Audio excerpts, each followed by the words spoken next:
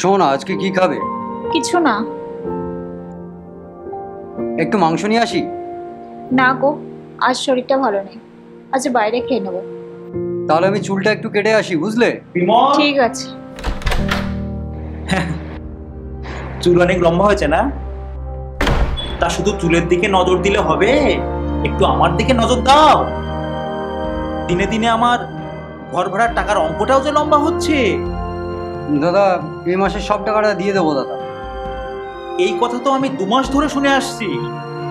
আর না, শোনো, এবার বলি কি, এবার যদি টাকা দিতে দেরি হয়, হ্যাঁ, এই লোটা কম্বল নিয়ে বিদায় হও, বুঝলে? দাদা দাদা দাদা দাদা দাদা, এই মাসে পুরো টাকাটা দিয়ে দেবো। তুমি কেন চিন্তা করছো? ফালতু ফালতু চিন্তা করো না তুমি। সব টাকা? হ্যাঁ। কথাটা তুমি মনে রাখলেই হবে। দেখো, আর যেন না চাইতে আসতে হয়।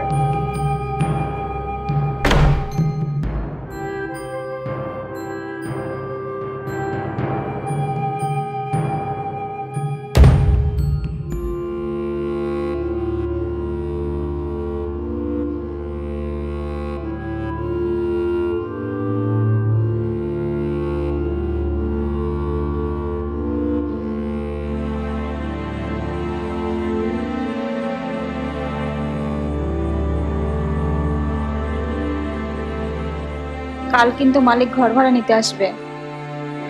তুমি টাকা রেডি করেছো? না গো, সব টাকাটা রেডি করতে পারিনি। তাহলে কি হবে?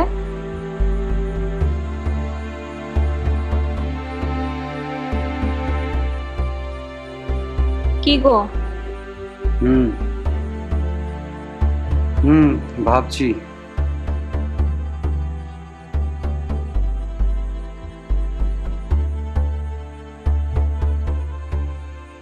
আইডিয়া! কি? কাল সকালে ভোর হতে না হতে আমরা বকখালি ঘুরতে চলে যাই, তাহলে তো মালিক আর খুঁজে পাবে না। এভাবে আর কতদিন? সেসব তুমি ভাবনা চিন্তা করো না তো, সে আমি ম্যানেজ করব। তুমি তুমি এক কাজ করো, যাও লাগেজটা প্যাক করো। হুম।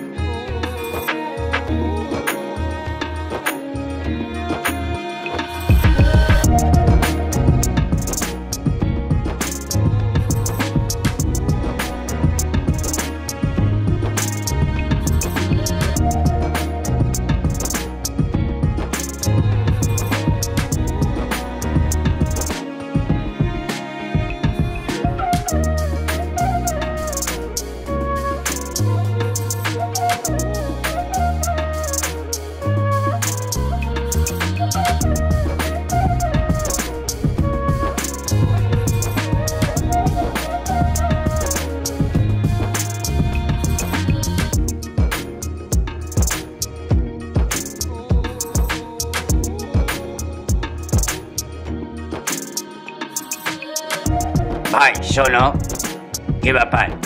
তুমি হেমন্তের বাড়ি ভাড়া থাকো না? হ্যাঁ, মানে কেন হেমন্তের বাড়ি ঘরে ভাড়া থাকলে কি বকখালি ঘুরতে আসা যায় না? আমি সেরকম তো বলিনি, তুমি রেগে যাচ্ছ কেন? এই চলো তো এখান থেকে। যা বাবা, আমি আবার কি করলাম?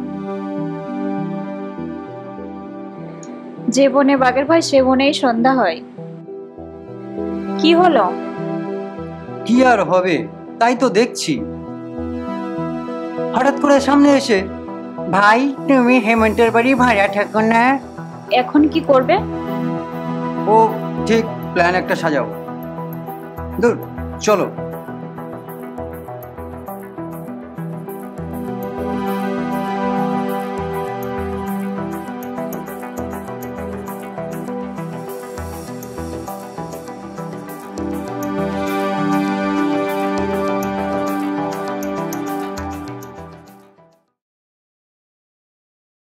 বিমল, ঘরে আছো নাকি? হ্যাঁ, আরে দাদা আসুন আসুন আসুন।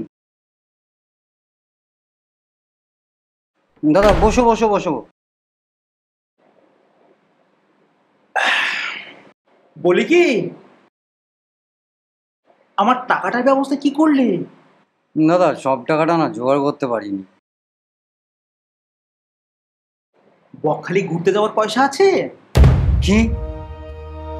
বললাম বকখালি ঘুরতি করতে যাওয়ার পয়সা আছে তো? দাদা মুখ সামলে কথা বলো কিন্তু। ওই চুপ! আমার ঘরে বসে আমার উপরে কথা বলার সাহস হয় কি করে তোমার? যাও এক্ষুনি মালপত্র বের করো। আর না, অনেক হয়েছে। দাদা দাদা দাদা আর আর একটা দিন সময় দিন। না, আমি আর তোমাকে কোনো সুযোগ দেবো না। দাদা দাদা প্লিজ। আর দাদা বলি কি, ও যখন বলছে একটা সুযোগ দিন না, কাল না হয় যা করার করবেন। ঠিক আছে, কাল যদি টাকা না দিতে পারো, তোমার বউ আমার। এসব কি বলছো দাদা তুমি? কাল দুপুর 12টা পর্যন্ত আমি দেখব, তারপর ঠিক ঠিক আছে দাদা, তাই হবে। ঠিক আছে, আমি উঠলাম।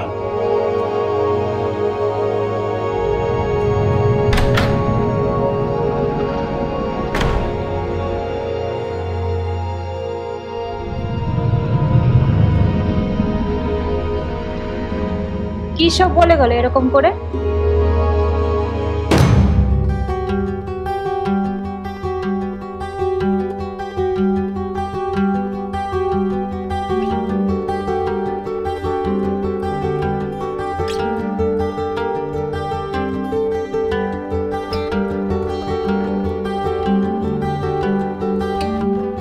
কি গো, 12টা বেজে তো অনেক বেশি হয়ে গেল। টাকা কই? ও টাকা দিয়ে দিবে।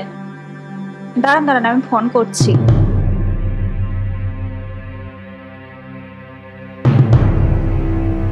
হ্যালো বলো। হ্যাঁ গো, কিছু ব্যবস্থা হলো? না না, এখনো কিছু ব্যবস্থা করতে পারিনি, আমি দেখছি। ঠিক আছে তুমি রাখো।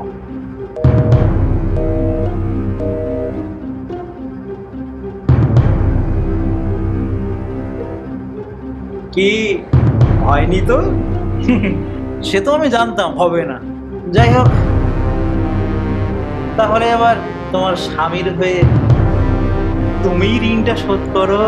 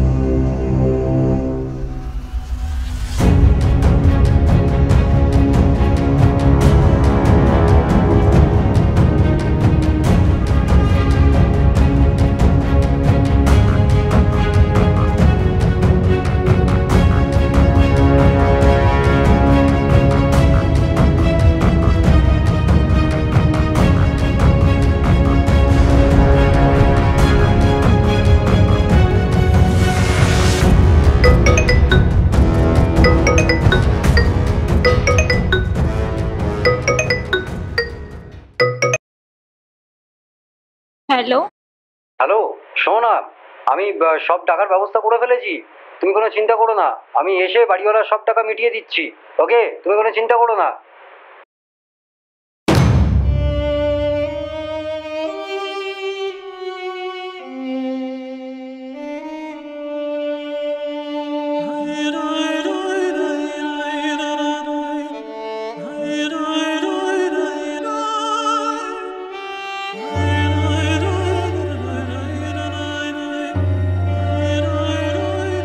মানুষ অনেক অল্পতেই ধৈর্য হারিয়ে ফেলে,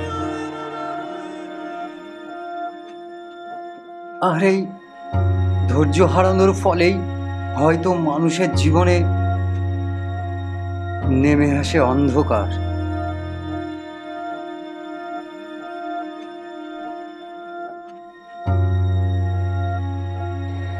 ধৈর্য,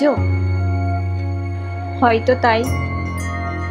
অন্ধকার, আলোটাই বা কবে পেলাম? আমাদের জীবনটাই তো চলছে কম্প্রোমাইজ আর স্যাক্রিফাইসে।